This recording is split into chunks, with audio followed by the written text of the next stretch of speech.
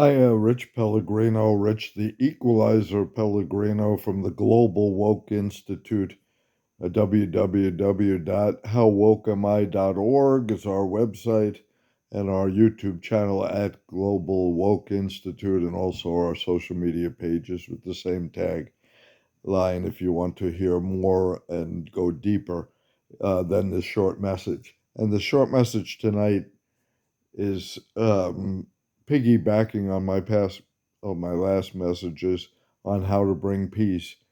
The bottom line is peace in the world. That's what we all want: peace in our lives, in our neighborhoods, and in the world.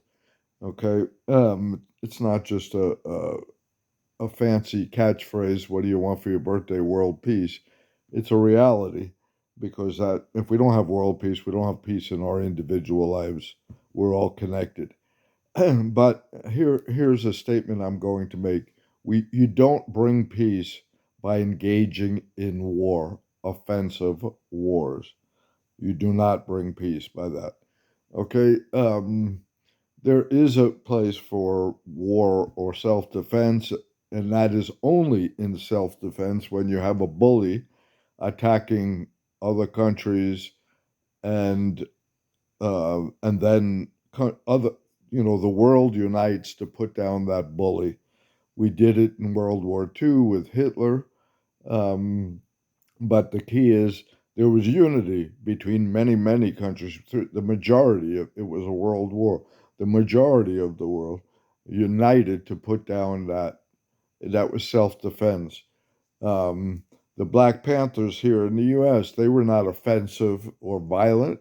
It was name. The name was the Black Panthers for Self Defense.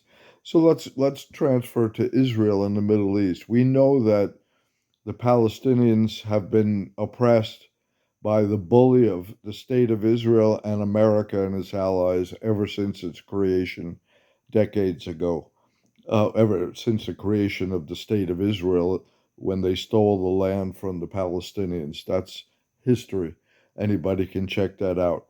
That bullying has been going on ever since. Okay, so along comes recently, October 7th, Hamas, a group of Palestinian political group. Some people call it a terrorist group, but that means if they're a terrorist group, everybody is a terrorist. America is a terrorist group, and so forth, because we all engage in unnecessarily militaristic actions that oppress and kill and murder innocent people. So Hamas somehow decided to invade Israel with a surprise attack, and it's obvious that they did not plan it well. They planned the attack well; it was secret, and however, they didn't strategize in order to. They started a war that ended up decimating their people, the Palestinians.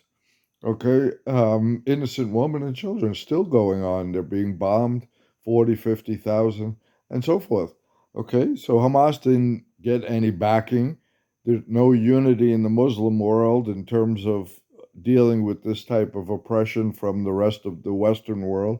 There's no unity among the Muslims or the Middle Eastern countries.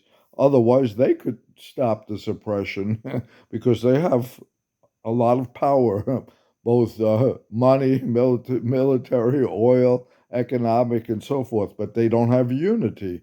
Okay, that's no surprise. Islam is divided, Shiite, Sunni, just like Christianity is divided, Protestant, Catholic, and thousands of denominations.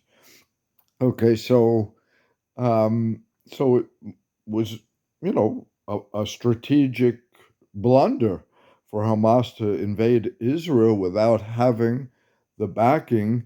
If you're going to put down a bully, then you have to have equal or greater strength than that bully, and that didn't happen. And so, what do we have? Israel bullying back, bullying even more, and committing genocide with American and Western allies backing um, in Gaza. Okay, so now we have to look at what will bring peace there. Okay, war will not. Hezbollah, Iran, any of these countries, they realize it, that engaging in war against the U.S., against Israel, is not going to work, okay, because they don't, again, have the unity of the Arab and Muslim countries there to put down the bully. The invaders, really, we're the invaders, the West, and Israel is our military base there. But there's no unity in the Muslim world. Otherwise, they would have stopped this incursion into Gaza. Not necessarily even by military force, just economic force.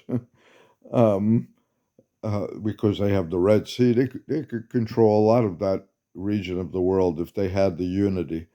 So that gets back to how we, people of goodwill, bring about peace. And the key word here, we look, I always look to the scriptures. I looked for my guidance to the scriptures of all religions: Islam, Christianity, Judaism, Baha'i, Buddhism. They all have the similar themes on how to bring peace to your individual and collective life. Okay? And so the key in this age is unity, unity in diversity. Okay? We need a peace movement to end all of this militarism, all of this terrorism. Okay? We need to unite among ourselves around these themes. Okay? And that's going to be the subject of many more of my talks and writings. Matter of fact, the title of my new book is that I am a recovering racist and terrorist, or actually, I am a recovering American, in brackets, racist and terrorist. And so is everyone else who's honest in this country, because we're all supporting and deriving our sustenance from a racist and militaristic terroristic system. But that's all for tonight. Ciao.